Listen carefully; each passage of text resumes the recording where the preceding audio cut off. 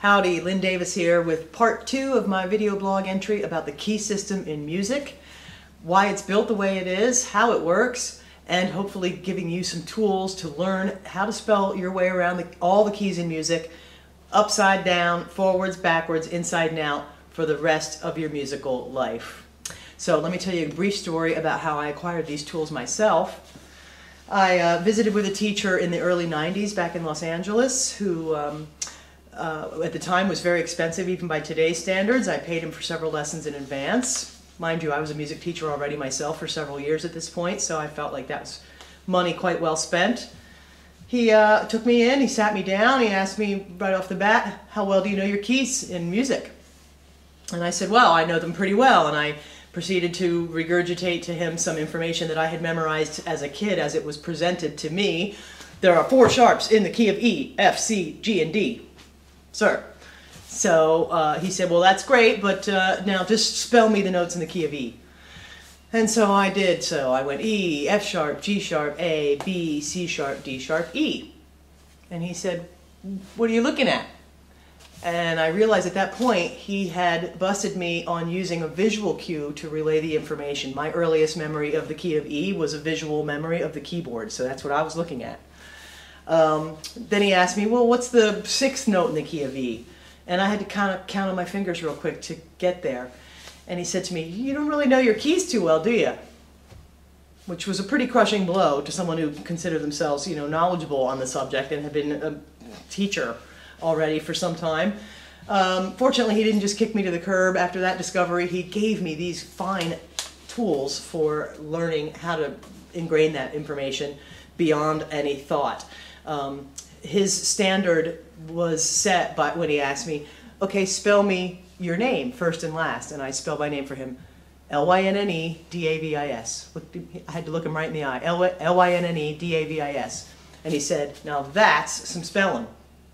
So that was the standard he wanted me held to be able to spell without any thought, without looking at any visual memory, any other cues whatsoever. So the steps that he gave me are all predicated on the idea that we're going to work with just one key a day. That's it. We're going to obsess over one key every day. In my previous blog entry, part 1 about the key system, we discovered the fact that there are actually 15 keys in music that we need to deal with. So 15 keys, 15 days. Change your musical life. Doesn't take that much. By focusing on one key each day, we're actually just adding to the information from the previous day. For example, if you're working the sharp keys, the first sharp key is the key of G, which has 1 sharp. The next day you're working the key of D, which has 2 sharps. It has the sharp from the previous day plus a new one. On the 3rd day you're working the key with 3 sharps. It has the 2 sharps from the previous day plus 1 new one. On the 4th day you add to the 3 sharps from the day before with 1 new one, and so on and so forth, until you reach the maximum of 7 sharps. This is really great because you're only memorizing one small new piece of information each day. It's not a big deal. You don't have to memorize a whole new scheme each day. You're just adding one new element to the thing that you memorized the day before. This works great. So 7 days, 7 sharp keys, 7 flat keys, and the key of C, of course, is your 15th key. So 15 keys, 15 days, and these 4 steps. Step 1, spelling it out loud the way he asked me to. Making it an auditory memory by spelling it out loud. So if the key is C, C, D, E, F, G, A, B, C, you can spell it as many times a day as you want. Just because you know it doesn't mean you're done with it. The idea is to continually ingrain it. I find it really helpful. You can do this while you're exercising, while you're on the treadmill. C, D, E, F, G, A, B, C. If you do it in a rhythm, you'll find that each key has its own kind of syllabic rhythm that goes on with it. For example, the key of A sounds like this. A, B, C sharp, D, E, F sharp, G sharp, A, B, C sharp, D, E, F sharp, G sharp, A. C is a kind of flat key because everything's one syllable. C, D, E, F, G, A, B, C, C, D, E, F, G, A, B, C. You can do it backwards. C, B, A, G, F, E, D, C. You could do it while you're walking your dog. Anything that you do in a rhythm. Walking your dog while you're standing in line waiting for a burger. You could just be sitting there. C, D, E, F, G, A, B, C. People just think you're the most grooving guy in the burger line that day. But you could be ingraining this information all day while you're just doing other mundane tasks. Step 2 is to write it down. Another mundane task, just doodle it. Doodle it while you're talking on the phone, on a pad of paper, doodle it on, write it on your hand, write it on the bottom of your foot, write it on the back of your notebook, write it down as many times a day as you can, spell it out, make it a visual memory. Spell it out with the sharps in place where they belong, or the flats in place where they belong. As many times, write it down as many times as you can that day. The third step is one of my favorite steps. It's naming the individual degrees, the individual notes of the key.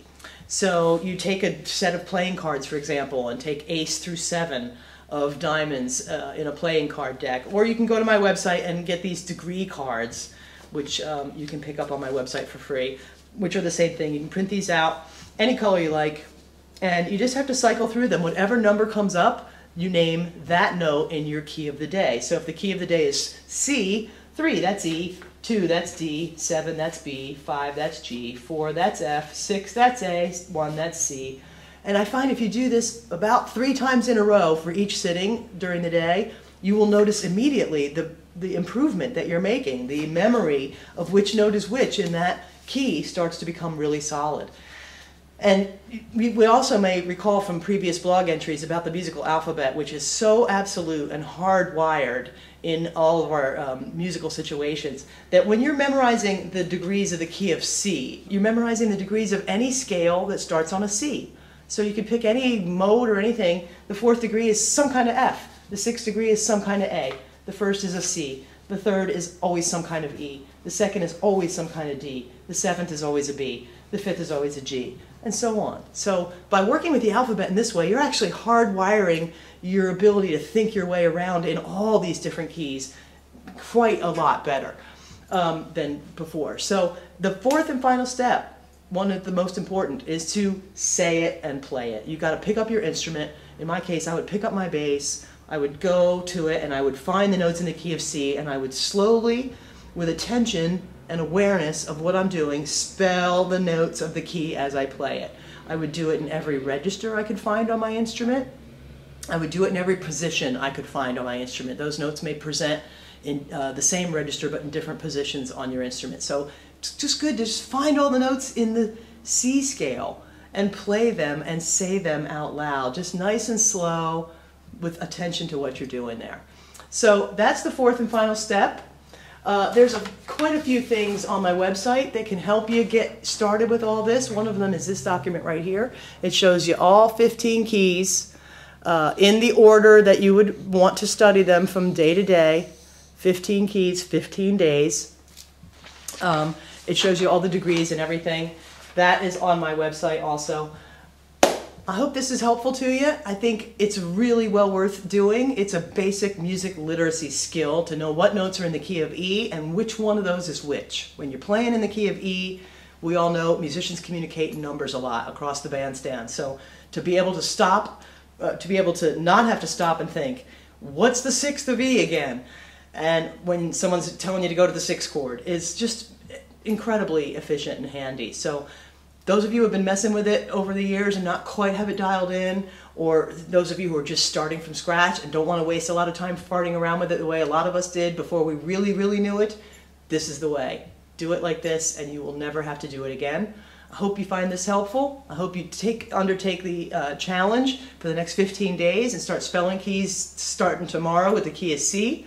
And feel free to drop in at lynnedavis.com, let me know how you're doing, and look for some things there that might help you in your studies there. Thank you very much for joining me. We'll see you next time. Bye-bye.